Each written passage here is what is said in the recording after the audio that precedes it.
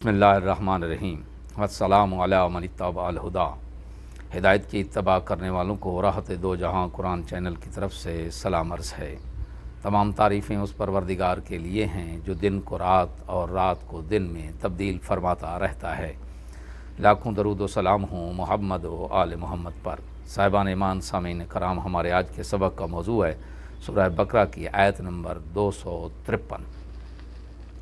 تو آئیے پروردگار کے پاک نام سے اپنے سبق کا آغاز کرتے ہیں۔ بسم اللہ الرحمن الرحیم۔ تلک الرسل فضلنا بعضهم على بعض منهم من کلم اللہ ورفع بعضهم درجات وآتینا عیسی ابن مریم البینات وأیدناہ بروح القدس ولو شاء اللہ ما اقتتل الذین من بعد ما جاءتهم البینات ولکن اختلفوا فمنهم من آمن ومنهم من کافر ولو شاء اللہ ما اقتتلوا ولکن اللہ یفعل ما یرید۔ ترجمہ: ان رسولوں میں سے ہم نے بعض کو بعض پر فضیلت دی ہے۔ ان میں سے بعض ایسے ہیں جن سے اللہ ہم کلام ہوا، اور اس نے ان میں سے بعض کے درجات بلند کیے، اور ہم نے عیسیٰ ابن مریم کو روشن نشانیاں عطا کیں، اور ہم نے روح القدس سے ان کی تائید کی، اور اگر اللہ چاہتا تو ان رسولوں کے آنے اور روشن نشانیاں دیکھ لینے کے بعد یہ لوگ آپس میں نہ لڑتے، مگر انہوں نے اختلاف کیا۔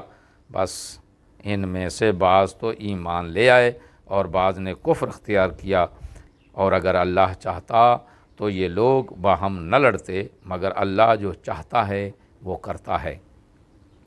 آیت کی تفسیر: تمام انبیاء علیہ الصلاۃ والسلام میں اللہ کی طرف سے حجت ہونے کے ناطے کوئی فرق نہیں، سب ایک ہی مشن کے آمین ہیں۔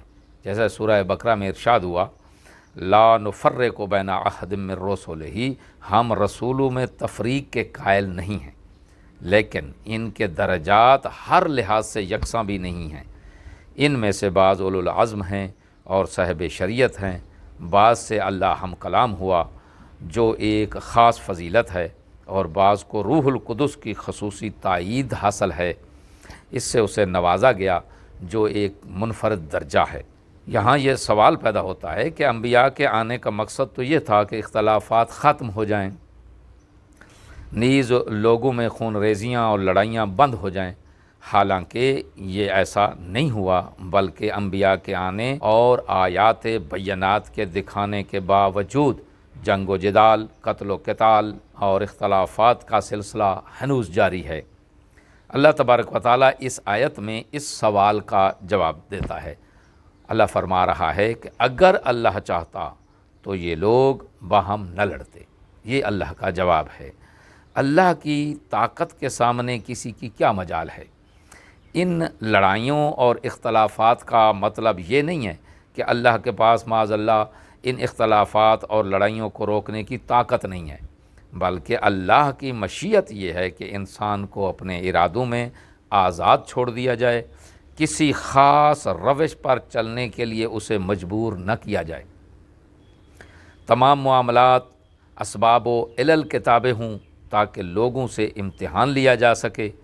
اگر اللہ چاہتا تو اپنی طاقت کے ذریعے اختلافات رونما ہونے ہی نہ دیتا، مگر اس صورت میں نہ تو آزمائش ہوتی اور نہ ہی ثواب و عقاب ہوتا، نہ ہی ارتقاء و کمال اور نقص وغیرہ کا پتہ چلتا، بلکہ جبر و اکراہ کی ایک ساکت فضا ہوتی، جس میں کسی کو کسی پر سبقت لے جانے کی آزادی نہ ہوتی، اور نہ ہی چہل پہل کا عالم ہوتا۔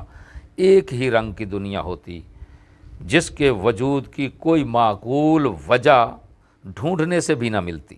اس لیے ضروری تھا کہ لوگوں کو ہدایت اور ضلالت، حق و باطل کا راستہ دکھایا جائے، پھر ان کی آزمائش کی جائے کہ بندہ کس طرف جاتا ہے۔ جیسے سورہ انسان میں ارشاد ہوا، اللہ فرما رہا ہے، انا ہدیناہ السبیل اما شاکرا و اما کفورا، ہم نے اسے راستے کی ہدایت کر دی ہے، ابھی اس کی مرضی ہے کہ وہ شکر گزار بنے یا انکار کرنے والا ناشکرا بنے۔ اس آزادی کے تحت کوئی تو شاکر ہوگا اور کوئی کافر ہوگا، نتیجتاً اختلافات پیدا ہو جائیں گے۔ اللہ نے اسلام کی صورت میں اختلافات ختم کرنے اور اتفاق اور اتحاد قائم کرنے کا معقول ترین اور مفید ترین راستہ دکھایا ہے۔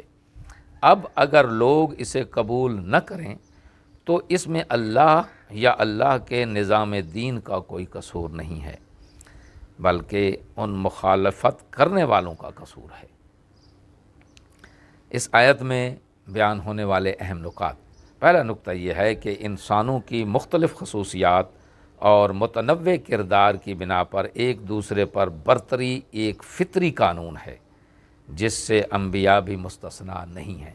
دوسرا نکتہ اس میں یہ ہے کہ انسانی معاشرے میں موجود اختلاف آزادی عمل کی دلیل اور نظریہ جبر کی نفی ہے۔ دعا ہے کہ خداوند عالم ہمیں کلام پاک کو پڑھنے، اس میں تدبر کرنے، اس پر عمل کرنے کی توفیق عطا فرمائے اور اپنے شکر گزار بندوں میں ہمیں شمار فرمائے۔